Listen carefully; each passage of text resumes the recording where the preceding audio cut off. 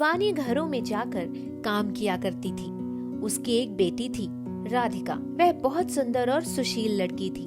राधिका भी शिवानी के साथ काम में हाथ बटाया करती थी। एक दिन शिवानी अनुपमा नाम की एक महिला के यहाँ काम करने गई। अनुपमा एक बहुत शक्की लड़की थी। उसकी बेटी सांवली थी। शिवानी, तुम अपनी बेटी को किस तरह से नहलाती हो? यह तो बहुत सुंदर है। मुझे भी बताओ, राज क्या है? इसमें राज की क्या बात है? मेरी बेटी जन्म से ही सुंदर है। उसका सफेद रंग जैसे उसकी सुंदरता में चार चांद लगा देता है। एक दिन अनुपमा की लड़की रीता को लड़के वाले देखने आ रहे थे। घर में जोरों की तैयारियां चल रही थी। शिवानी और राधिका सारे घर की सफाई कर रहे थे और खाना बना रहे थे। तभी दरवाजे की घंटी बजी। राधिका ने जाकर दरवाजा खोला। काजल, जो लड़के की माँ थी, राधिका को देखकर बहुत खुश हुई। आइए आइए, अंदर आइए। बेटा, घर पर कोई है? आप बैठिए, मैं बुलाकर लाती हूँ। राधिका अंदर से शिवानी और अनुपमा को लेकर आती है। अरे आप कैसे हैं आप सब? शिवानी, इनके लिए जरा ठंडा लेकर आओ। शिवानी ठंडा लेकर आती है और उनको नाश्ता देती है। मेरी बेटी बहुत सुंदर है और सगुण है। सब काम आता है उसको। आपको किसी भी काम के लिए निराश नहीं करेगी। अरे, यह सब कहने की जरूरत नहीं। हमें आपकी बेटी बहुत पसंद है। पसंद है? पर आप मेरी बेटी से कब मिले? अभी तो वह आपके सामने भी नहीं आई। अरे, अभी तो आई थी। दरवाजा तो उसी ने खोला था। बहुत ही सुंदर लड़की है। उसका रंग गोरा है। उसकी मेरे बेटे के साथ बहुत अच्छी जोड़ी जचेगी। वह मेरी बिटिया रीता नहीं, बल्कि मेरे काम वाली बाई की लड़की राधिका है, जिसने आपके लिए दरवाजा खोला था। आप उसको रीता समझ रहे हैं। ओह सॉरी सॉरी सॉरी, मुझे लगा वो आपकी लड़की है, इसीलिए मैंने रिश्ते के लिए हाँ कर दी। चलो, आप अपनी बेटी रीता को बुलाइए। आपकी बेटी को भी देख लेते हैं। अनुपमा रीता को आवाज देती है। रीता चाय लेकर मेहमानों के आगे आती है और सबको नमस्ते करती है। अरे, आपकी बेटी तो सांवली है। मुझे अपने बेटे के लिए गोरी लड़की चाहिए थी। हम आपकी लड़की से अपने बेटे का रिश्ता नहीं कर सकते। हमें माफ कीजिएगा। और काजल अपने पति और बेटे के साथ वहाँ से चल देती है। अनुपमा गुस्से में लाल पीली हो जाती है और राधिका को आवाज लगाती है। गुस्से में आकर वह गरम तेल की करछी राधिका के चेहरे पर लगा देती है। राधिका दर्द से चिल्लाने लगती है और उसकी आवाज सुनकर शिवानी वहाँ आती है। अरे मालकिन, आपने यह क्या कर दिया? मेरी बेटी का चेहरा खराब कर दिया। यह आपने सही नहीं किया। तुझे अपनी बेटी के चेहरे की पड़ी है। यहाँ मेरी बेटी का रिश्ता खराब हो गया, वह भी तेरी बेटी की सुंदरता की वजह से। अब देखती हूँ तेरी बेटी का रिश्ता कहाँ होता है। अब राधिका अपने चेहरे पर इस दाग के साथ जिएगी और हमेशा यह याद रखेगी कि इसकी सुंदरता की वजह से मेरी बेटी रीता का रिश्ता टूटा था। राधिका दर्द से कराहती हुई घर से निकल जाती है और एक जंगल में पहुँचती है। जब थक जाती है तो चंदन के पेड़ के पास बैठ जाती है। तभी वहाँ से आवाज आती है, कोई मुझे पानी पिला दीजिए, कोई मुझे पानी पिला दीजिए, उसका राम भला करेगा। राधिका चारों तरफ देखती है पर उसे कोई नजर नहीं आता। राधिका, मैं एक जादुई पेड़ हूँ। मुझे बहुत प्यास लगी है, मुझे पानी पिला दो। राधिका पास की ही नदी से पानी लाकर पेड़ की जड़ों में डालती है। तुम्हारा बहुत शुक्रिया राधिका, मैं बहुत वक्त से प्यासा था।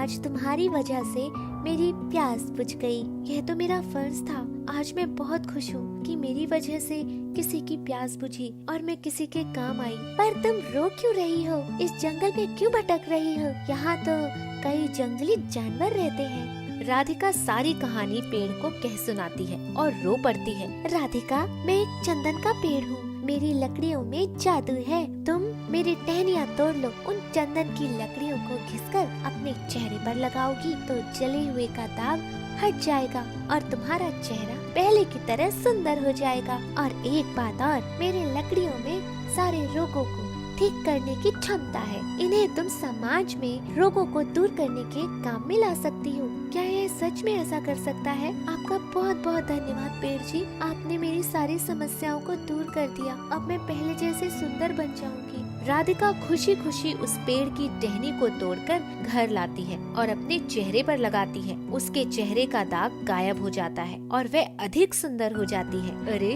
तेरे चेहरे पर तो जले हुए का सारा दाग मिट गया। यह कैसे हो गया? कल ही तो तेरे चेहरे पर अनुपमा ने निशान लगाया था। है ना माँ, सच में मेरा चेहरा बिल्कुल साफ हो गया ना। यह सब एक जादुई पेड़ की करामात है। जादुई पेड़? कैसा जादुई पेड़? तू कहना क्या चाहती है? आज के टाइम में कोई जादुई पेड़ होता है? माँ मैं सच कह रही हूँ, उसी पेड़ की वजह से आज मेरा चेहरा साफ है। राधिका जंगल में हुई सारी बातें शिवानी को बताती है। अब शिवानी और राधिका उन टहनियों की सहायता से सबकी मदद करते हैं। एक दिन की बात है, शहर में महामारी आती है। शिवानी और राधिका उन चंदन की टहनियों से शहर में आने वाली बीमारियों से लोगों की रक्षा करते हैं। इस तरह वह पूरे शहर में चर्चा का विषय बन जाते हैं। सभी उनको बहुत पसंद करते हैं। यह बात अनुपमा की बेटी रीता को पता चलती है तो रीता उनके घर वह चंदन की लकड़ियों को चुराने पहुंचती है। इस राधिका ने अपनी सुंदरता की वजह से मेरा रिश्ता तोड़ा था। आज मुझसे कोई रिश्ता करने के लिए तैयार नहीं है। मैं इसकी कामयाबी की सीढ़ी को ही तोड़ दूंगी। अब ना रहेगी टहनी और ना रहेगी राधिका की प्रसिद्धि। और जैसे ही रीता लकड़ियों को हाथ लगाती है, चंदन की लकड़ियाँ सांप में बदल जाती हैं और उसकी ओर आने लगती हैं। रीता डर के मारे भाग जाती है। कुछ सांप उसके गले में लिपट जाते हैं। अरे मुझे माफ कर दो, मुझसे बहुत बड़ी गलती हो गई। मैंने तुम्हें चुराने में बहुत बड़ी गलती कर दी। आज के बाद मैं कभी किसी का अहित नहीं करूंगी। इतने में राधिका वहाँ आ जाती है। चंदन के पेड़ की लकड़ी, इसे माफ कर दो। इसने अनजाने में यह कदम उठाया है। चंदन की लकड़ियाँ सांप से फिर चंदन की लकड़ी में बदल जाती है। राधिका उन चंदन की लकड़ियों की सहायता से दवाइयाँ बनाकर उन्हें बेचना शुरू करती है, जिससे वह बहुत अमीर हो जाती है और वह अपने व्यापार से मिलने वाले पैसों से कई अनाथ आश्रम और गरीबों के लिए अस्पताल खुलवाती है, जिससे शिवानी और राधिका हंसी खुशी अपना जीवन व्यतीत करते हैं। 3 भाई और पत्थर का घर। बहुत समय पहले उत्तर प्रदेश के बिलासपुर गांव में 3 भाई राजेंद्र, गजेंद्र और सुरेंद्र रहते थे। तीनों भाइयों में बिल्कुल भी नहीं बनती थी। उन्हें मिलजुल कर कोई भी काम करना पसंद नहीं था। जब वो छोटे थे तब उनके पिता का निधन हो गया था। उनकी माँ खेती बाड़ी करके घर चलाती थी। वो तीनों भी अपनी माँ की सहायता करते थे। एक दिन उनकी माँ की तबीयत खराब हो गई। माँ ने अपने तीनों बेटों को बुलाया और उनसे कहा, बच्चों, मैं अब बहुत समय तक जीवित नहीं रह पाऊंगी। तुम तीनों मुझे बहुत प्रिय हो। मरने से पहले मैं बस तुम तीनों को अपने पैरों पर खड़ा देखना चाहती हूँ। मैं चाहती हूँ कि ऐसे झोपड़े में रहने की बजाय तुम्हारा एक बड़ा घर हो, जिसमें तुम तीनों भाई साथ में मिलजुल कर रहो। क्या तुम मेरी ये इच्छा पूरी करोगे? माँ की ये बात सुनकर तीनों भाई सोच में पड़ गए, क्योंकि वो एक दूसरे को पसंद नहीं करते थे। उन्हें समझ नहीं आया कि वो क्या करें। अपनी माँ की खराब स्थिति को ध्यान में रखकर गजेंद्र बोला, ठीक है माँ, जैसा आपने कहा हम ठीक वैसा ही करेंगे। बस आप पहले ठीक हो जाओ। गजेंद्र का जवाब सुनकर माँ को संतुष्टि मिल गई, लेकिन राजेंद्र और सुरेंद्र को अच्छा नहीं लगा। उन्होंने घर से बाहर जाकर गजेंद्र से कहा, तुमने माँ से ऐसा क्यों कहा कि हम तीनों साथ में रहेंगे? इस पर गजेंद्र ने जवाब दिया, तुम दोनों कैसी बातें कर रहे हो और इतना सोचने की जरूरत नहीं है। माँ को बस ठीक होने दो। इस बारे में हम फिर कभी बात कर लेंगे। मुझे भी कोई शौक नहीं है तुम दोनों के साथ सर खपाई करने का। तीनों भाइयों ने अपनी माँ के जल्दी से ठीक होने की प्रार्थना की, लेकिन कुछ ही दिनों के बाद उनकी माँ की मृत्यु हो गई। माँ की मृत्यु के बाद तीनों भाई सोच में पड़ गए कि वो करें तो क्या करें। माँ से कही हुई बात गजेंद्र को याद आई। वो अपने भाइयों के पास गया और उनसे कहा, भाइयों, मैं कुछ सोच रहा हूँ। क्यों ना हम तीनों साथ मिलकर कुछ काम करें, जैसा माँ चाहती थी। ये सुनकर सुरेंद्र गुस्से में बोला, सोचना भी मत। मैं ना तो तुम्हारे साथ और ना ही राजेंद्र के साथ कोई काम करूंगा। माँ बस चाहती थी कि हम तीनों काबिल बने और अपने लिए एक बड़ा सा घर बनाएं। अगले दिन तीनों भाइयों ने अपनी सारी जमा पूंजी को 3 हिस्सों में विभाजित किया और अपनी अपनी राह चल दिए। तीनों भाइयों के पास अब अपनी जमा पूंजी को समझदारी से खर्च करके घर बनाने की चुनौती थी। राजेंद्र ने सोचा, मैं अपना घर बांस और भूसे का बनाऊंगा। ये मेरे लिए काफी किफायती रहेगा। ऐसे मेरा घर भी जल्दी बन जाएगा और बचे हुए पैसे से मैं जरूरत का सारा सामान खरीद लूंगा। दूसरी तरफ सुरेंद्र ने भी घर बनाने के बारे में विचार किया। मैं अपना घर लकड़ियों का बनाऊंगा। लकड़ियों से बना हुआ घर ठंडा रहेगा और मैं आराम से सो पाऊंगा। और तो और बचे हुए पैसों से मैं अपने लिए आरामदायक गद्दे भी ले लूंगा। ऐसा सोचते हुए सुरेंद्र लकड़हारे के पास गया और अपना घर बनाने के लिए लकड़ियां खरीदने लगा। तीसरा भाई गजेंद्र एक मजबूत घर बनाने के बारे में सोचने लगा। उसने अपनी सारी पूंजी लाल पत्थर और चावल के आटे को खरीदने में लगा दी। फिर उसके पास बाकी सामान खरीदने के लिए पैसे ही नहीं बचे। गजेंद्र ने हिम्मत नहीं हारी और खेती बाड़ी करके पैसे जोड़ने लगा।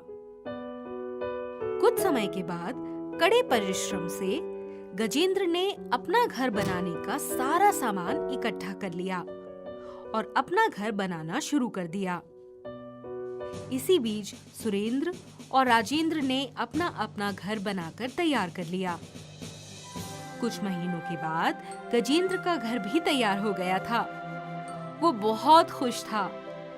तीनों भाई अपने अपने घरों में शांति से रह रहे थे। एक दिन बहुत तेज तूफान आया। तूफान आने की वजह से राजेंद्र का बांस और भूसे का घर और सुरेंद्र का लकड़ियों का घर तहस नहस हो गया।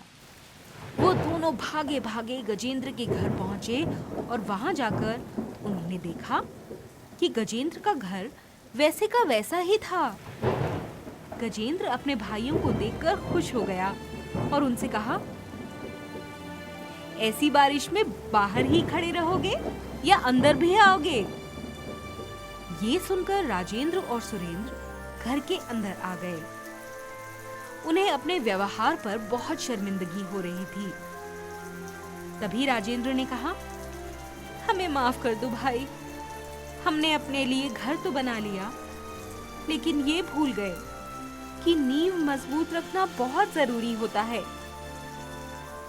इस पर गजेंद्र ने कहा, आखिर मदद की घड़ी में अपने ही तो अपनों के काम आते हैं और तुम तो मेरे भाई हो। माँ भी हमेशा यही चाहती थी कि हम जरूरत के समय एक दूसरे की मदद करें। उस दिन के बाद से वो तीनों भाई खुशी खुशी एक साथ गजेंद्र के घर में रहने लगे और मिलकर सारा काम करने लगे। सुनहरा ब्रेसलेट और लालची दुकानदार।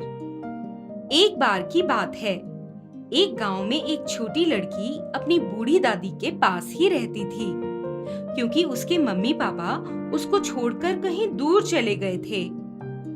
कुछ दिनों तक तो वो लोग उसको पैसे भेजते रहे, परंतु अब उनका कोई पता नहीं था। छोटी लड़की का नाम था रानी। वे लोग बहुत गरीब थे। उनको अपनी जरूरतें पूरी करने के लिए दूसरे घरों में काम करना पड़ता। एक दिन रानी अपनी दादी के पास लेटी थी। तभी उसके कानों में आवाज पड़ी, खिलौने ले लो, कपड़े ले लो, पुराने टूटे फूटे सामान के बदले नई नई चीजें खरीदो। लड़की भागती हुई बाहर गई। उसने देखा कि एक ठेले पर ढेरों खिलौने लदे थे। छोटे छोटे ब्रेसलेट, नेकलेस और भी बहुत सारा सामान था। वह दौड़कर दादी के पास आई और उनको खींचकर ले गई। दादी के पास तो पैसे भी नहीं थे। दादी गई, उसने खिलौने वाले से दाम पूछा, पर दाम सुनकर वह रानी का हाथ पकड़ के अंदर ले आई और उसको समझाया कि ये तो बहुत महंगा है और ये सामान बेचने वाला भी बहुत लालची है। रानी आंखों में आंसू भरकर दादी के पास आकर लेट गई। अब रानी रोज उसी खिलौने वाले का इंतजार करती। एक दिन फिर उसके कानों में वैसी ही आवाज पड़ी, खिलौने ले लो, कपड़े ले लो, पुराने टूटे फूटे सामान के बदले नई नई चीजें खरीदो। अब रानी से रुका नहीं गया। दौड़कर बाहर आई तो देखा ये तो कोई दूसरा आदमी है। वो दादी को बुलाकर लाई। दादी ने फिर उस आदमी से मोल भाव किया, लेकिन कोई भी उन्हें मुफ्त में सामान नहीं दे सकता था और वो चला गया। रानी फिर उदास हो गई। अब रानी का मन किसी काम में नहीं लगता था, क्योंकि उसके मन में तो खिलौने वाले के सारे सामानों में पड़ा एक सुनहरा ब्रेसलेट लेने की धुन सवार थी। दादी अपने घर का सब काम निपटा रही थी, तभी उनकी नजर कोने में पड़ी एक तश्तरी पर पड़ी, जो बिल्कुल काली और मैली कुचैली पड़ी हुई थी। उसने सोचा, क्यों ना इस तश्तरी को बेचकर रानी के लिए ब्रेसलेट खरीद दूं। अब की बार जब खिलौने वाला आया और उनकी आवाज रानी और उसकी दादी के कान में पड़ी, तो वो दोनों बाहर की तरफ दौड़ी। खिलौने वाले को तश्तरी दिखाई। उसने उसे घुमा फिरा कर देखा, फिर वह समझ गया कि ये तश्तरी तो सोने की है। लेकिन उसके मन में चालाकी और लालच आ गया। उसने कहा, इसके बदले तो मैं सिर्फ एक खिलौना ही दे सकता हूँ। रानी को तो ब्रेसलेट चाहिए था। उसने कहा, नहीं, मुझे खिलौना नहीं चाहिए। अब 5-6 दिनों के बाद दूसरा खिलौने वाला आया। उसको जब रानी और उसकी दादी ने प्लेट दिखाई तो वह बहुत खुश हुआ और उसने वह तश्तरी लेकर उसको वह सुनहरा ब्रेसलेट दे दिया और भी बहुत सारा सामान दिया और वहां से चला गया। उसने बाजार में जाकर पता किया तो उसे मालूम हुआ कि ये तश्तरी तो बहुत कीमती है। उसको बेचकर उसे बहुत सारा धन मिला, जिससे उसने अपनी एक दुकान खरीद ली और अच्छा व्यापारी बन गया। उधर पहला खिलौने वाला जब रानी के दरवाजे पर आवाजें लगाने लगा तो रानी ने उसको बताया कि उसने तो ब्रेसलेट खरीद लिया और भी बहुत सारा सामान खरीदा। अब लालची खिलौने वाले ने अपना सर पीट लिया, क्योंकि वह तो इसी चालाकी में था कि इन लोगों को बेवकूफ बनाकर वह तश्तरी ले जाएगा और माला माल हो जाएगा। लेकिन अब बेवकूफ बनने की उसकी बारी थी। इस कहानी से हमें ये शिक्षा मिलती है कि हमें किसी की कमजोरी और मजबूरी का फायदा नहीं उठाना चाहिए, वरना हमें भी उस खिलौने वाले की तरह धोखा खाना पड़ सकता है।